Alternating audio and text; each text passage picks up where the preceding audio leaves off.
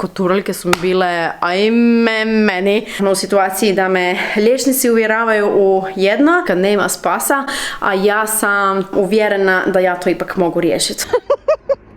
Vito.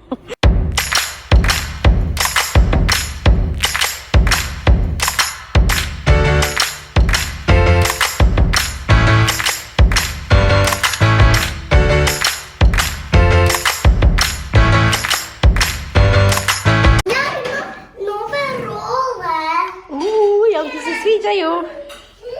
A? Kakve su ti? Dobre, lijepe. Jesu. Hoćemo ih ići isprobat. Kako kad ne mogu sama? Ja ću ti pomoć, može? Da.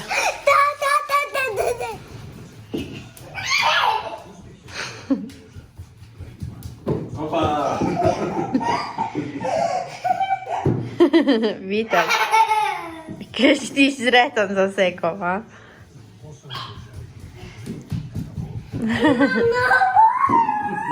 Samo polako, Kori. Korina se uči rolat. Juhu. S obzirom da je danas prvi dan, dobro to njoj ide. Ja bi vjerojatno ko kruška letela. Samo lijepo logice, ravno stav jednu i drugu. Vito, briši. Blizi. I evo mene sa novom frizurom. Morala sam se malo pohvaliti. Danas sam bila kod frizerke, išla sam samo na frizuru. Imam ove boxer braids ili ti ove pletenice.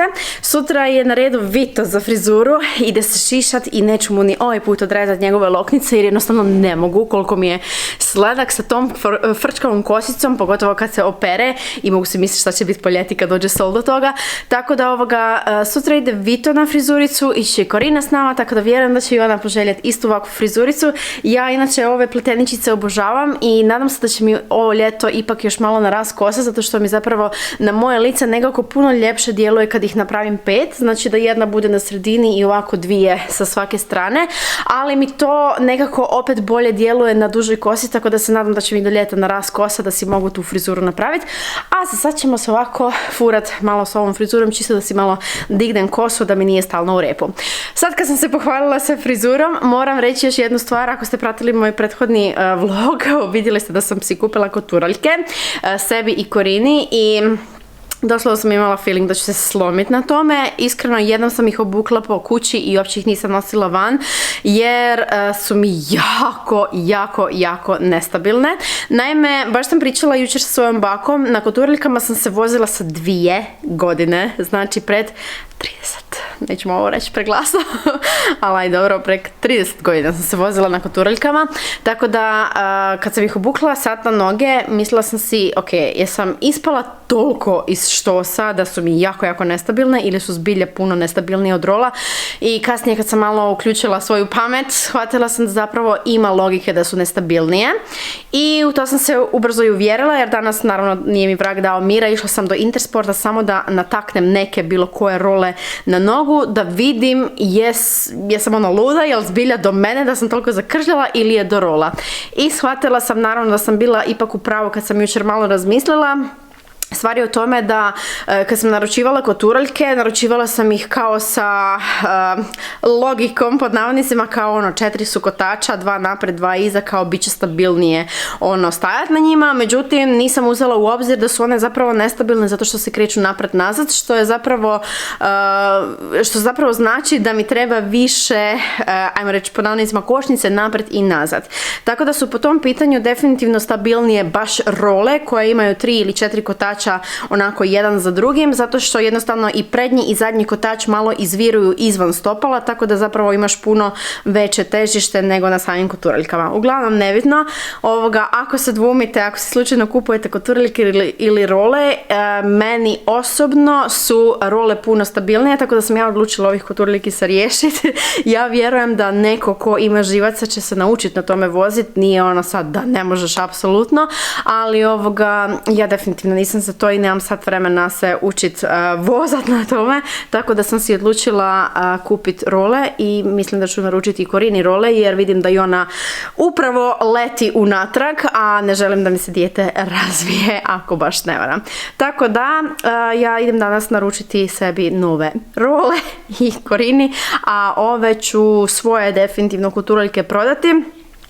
Za Korinine ne znam, to će morati ona odlučiti jer naravno da ne želim sad djetetu uzeti ispred nosa, tako da će ona vidjeti šta je stabilnije, šta je praktičnije, možda ih zadrži oba dvoje.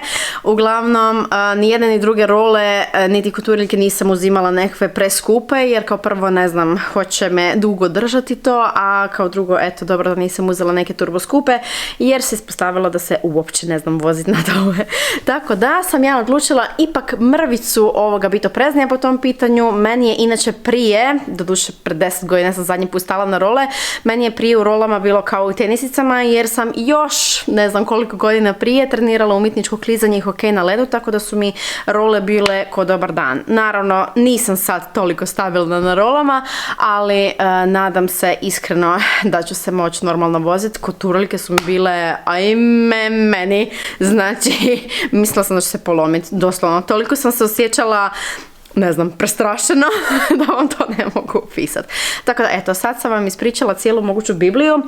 Ja uglavnom sad idem staviti piceka za ručak. Moji su danas naručili pile i mlince, tako da danas apsolutno nemam previše kuhanja. Mlinci su mi gotovi za 2 minute.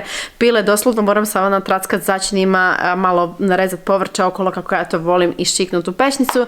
Tako da cijelo ovo vrijeme, doduše ne baš previše vremena, imam za sebe, a djeca kad dođu doma vjerojatno ćemo se hvatati opet parka. Korina će vjerojatno navaljivati da se vozi novim kulturiljkama iako se ne zna voziti, ali ona je uporna, vjerujem da će možda ona čak to i savladat. Tako da eto, idemo u jedan laganini dan. A jedva čekam sutra vidjeti kako će to proći kod frizerke. Za Korinu se ne brinem, ali Vito je sve šašavije dijete, tako da me možda nima hoće uspjeti sjediti tih 5 minuta dok mu malo pošišamo, ako ništa drugo, barem šiškice. Danas sam si kupila nešto novo, kupila sam si ovaj MSM prah, njega ću konzumirati ujutro poslije doručka. Uglavnom konzumira se tako da se stavi pola čajne žličice, znači to je ona mala žličica, pola čajne žličice se stavi u vodu, to se dobro razmuti i rekla mi je odmah žena da će mi trebati sigurno tipa 2-3 minute da se razmuti jer je to u biti kao ajmo reći sol pod navodnicima. Uglavnom to ću konzumirati zato što si pokušavam riješiti policistične jajnike na jedan prirodan način, tako da trenutno svašta nešto kombiniram, neću sad previše pričati, budem to kroz jedan poseban video obradila jer imam već svakakvih iskustava pa kroz razgovor sam skužila da vas to dosta zanima, tako da ovo mi je od danas uvršteno u moju svakodnevnu rutinu, pa ćemo baš vidjeti kako će biti rezultati. U svakom slučaju taj MSM nazivaju mineralom ljepote, tako da ukoliko i ne uspijem izregulirati ono što ja pokušavam izregulirati, mislim da svakako neće biti na odmet, jer ako ništa drugo od njega bi se trebala proljepšati koža, možda čak i kosa, iako ja s kosom zaista ne mogu se sad požaliti i raste i mekana je i sjajna je, tako da eto, neću previše ni hvaliti da se ne pogorša, ali u svakom slučaju vidjet ćemo kakvi će biti rezultati. Za sad mi se sviđa u kojem smjeru sve to ide jer sam se skinula, doduše ne baš u dogovoru sa ginekologom nego na svoju ruku, skinula sam se sa hormonalne terapije što se tiče policističnih jajnika i osjećam se 100 puta bolje, ali nisam to napravila samo onak, ajmo reći, iz čista mira, nego sam osjećala neke simptome i tako dalje, tako da definitivno ću o tome malo više ispričati jer mislim da ne treba to napraviti samo onak, ok, sad ću malo ovak, sad ću malo onak, nek treba to ipak biti donekle smisleno.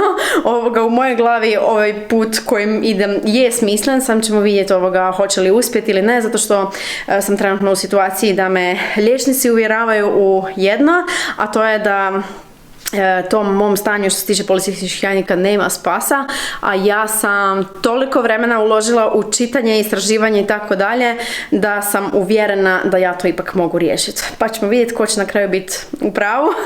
Ja sam u svakom slučaju tvrdoglava ko mazga kad za nešto zapnem, tako da se ne bi čudila da i u ovome uspijem, iako mi niko baš ne daje nade da ću uspjeti, ali budem ja to nekako već.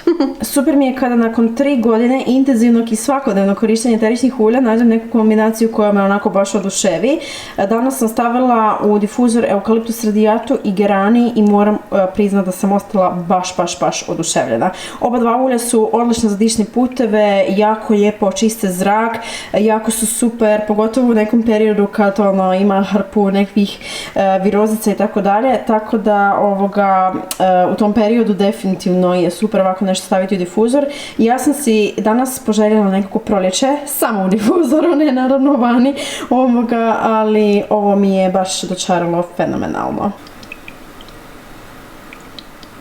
Još sam nešto zaboravila ispričat, naravno. Danas kad sam bila kod frizerke, mi je onako frizerka plela tu kosu i ne znam koliko puta je ponovila dok mi je radila frizuru, onak, ajme, koliko mlade kosa, ajme, gle koliko ovdje ima.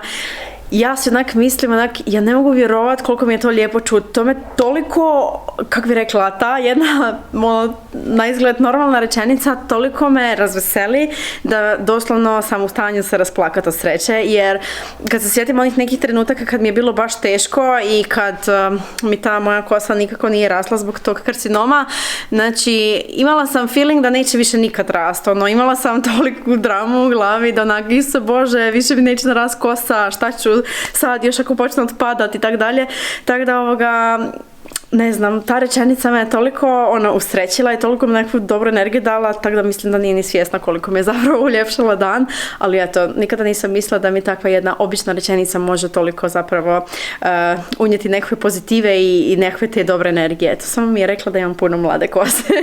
To je nekima samo, ali nakon godinu dana ni milimetra na dužini, jednostavno to je onak nešto nevjerojatno lijepo za čuti. Evo danas u parku s vozilom, a kako smo putovali, to je presmiješno. Sad ću staviti sliku, a kasnije pokušam snimiti kad ćemo ići doma, bude prilike. Vito, jesi dovukao svoje vozilo, evo i Seke, Raketa. Uhu! I evo nas na putu do doma, da vidimo kako putujemo. Vito, kako ti imaš vozilo. Iću nekako drugačiju. Vidat? Kako si je lijepa kosica. Iću nekako drugačiju. Ti ćeš nekako drugačiju? Da. A jesi si smislila kako? Da. Da vidimo kakvu Seka ima frizuru. Da vidimo. Wow! Kako ti je dobra. Imam i šljakice cele. I šljokice tvoje su baš krasne pleteničice. Ti si imala nekako drugačiju, a ne što? Da. Ko se to rola? Bravo, Piki. Ako vidiš samo, da. Bravo. Bravo. Korije se umorila. Da. Jel si naučila rolat? Da. Bravo. Vitać. A Duša mala. Ne pričaš engleski, tata.